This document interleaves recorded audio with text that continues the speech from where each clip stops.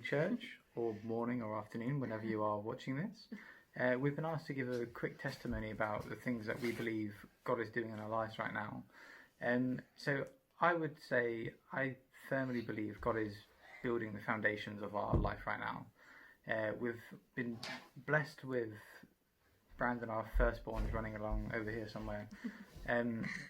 We had Brandon 5 years ago nearly. It's his birthday in 2 weeks' time.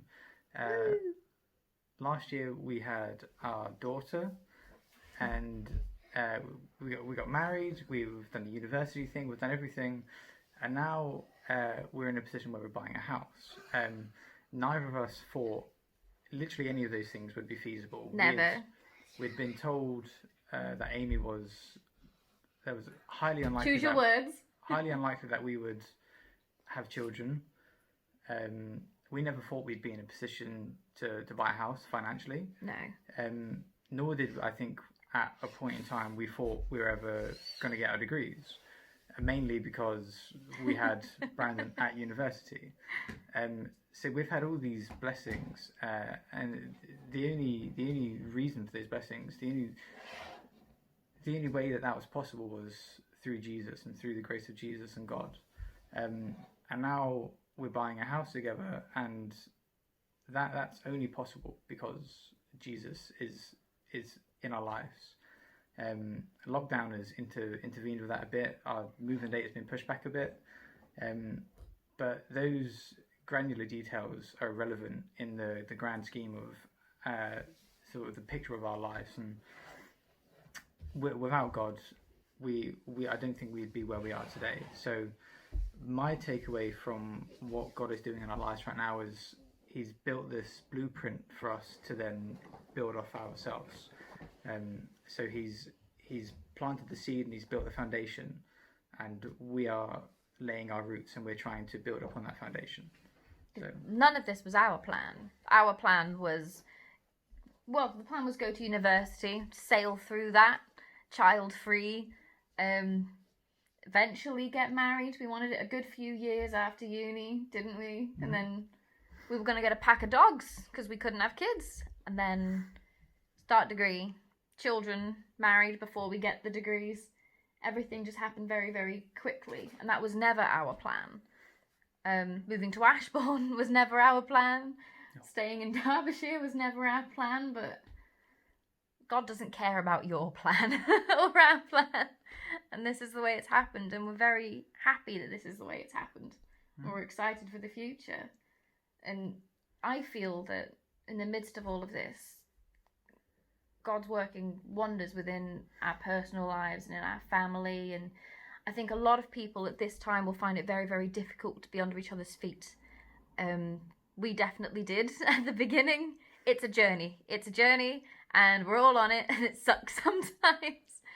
But we're finding that although we're always home, it's not always easy to make time for each other. And the hierarchy of priorities that I was always taught was God comes first, and then your spouse, and then your children, and then everything else, because everything else will fall into place. If you put your all into your faith and following Jesus, then in that your marriage will be strengthened, and in that your family will be strengthened. And somewhere along the way, sometimes we forget that you do need to prioritize things. And we're taught at the minute that we need to be homeschooling constantly and working constantly and going for exercise constantly. But we do need to make time for prayer and each other. And I think we're finding now that we're always home. Now is a really good time to find these opportunities. And we have been able to strengthen each other a lot through this. At the start of lockdown, just before lockdown, I said, right, I'm going to quit smoking. Not many people knew that I smoked like a chimney. It was really bad. The only time I didn't was when we were at church. And then that lasted 2 weeks. It was a good 2 weeks, wasn't it? Mm-hmm. And then lockdown happened, and yeah, that was a bad 2 weeks. And then a little while ago, I got really fed up, and I went to Jake and I said, we're going to pray about this because I'm not very good at quitting on my own. The only times I've been able to stop before were when I found out I was pregnant. So we prayed about it, and I can easily remember the last time I had a cigarette because I wanted one. I haven't needed them, and I mean, I go days and days and days without, weeks even, and then I'll see a friend from work and we'll have one casually, but I don't want them. I'm not having cravings, and I feel great. At first, it was we were counting the days. It was, oh, it's been 1 day without a cigarette now. Oh, it's been 2 days and 3 days, and then we got to 2 weeks or whatever it was, and we'd lost count. And then Amy, for lack of a better word, relapsed. And then, like she said, every time she saw a work friend, she would have a cigarette. But it got so much easier every time she would go back and have a smoke, because I'm not the one with the temptation or the addiction, but we stopped counting days even after day one. So Amy would meet a work friend and she would have a cigarette, but then we wouldn't say the following day, oh, it's been 10 hours or it's been 12 hours or it's been a day or it's been 2 days. I would just get on. It would just be, she had one yesterday, but now she's not had one, and there's no temptation. Or there's temptation, but the external help is there because we've asked God for it, whereas before we hadn't, and I think that's made a huge difference. I couldn't do it on my own, and I have had friends say, oh wow, you're doing so well, are you not on patches, are you not on gum? I couldn't do it by myself, but I'm not doing it by myself.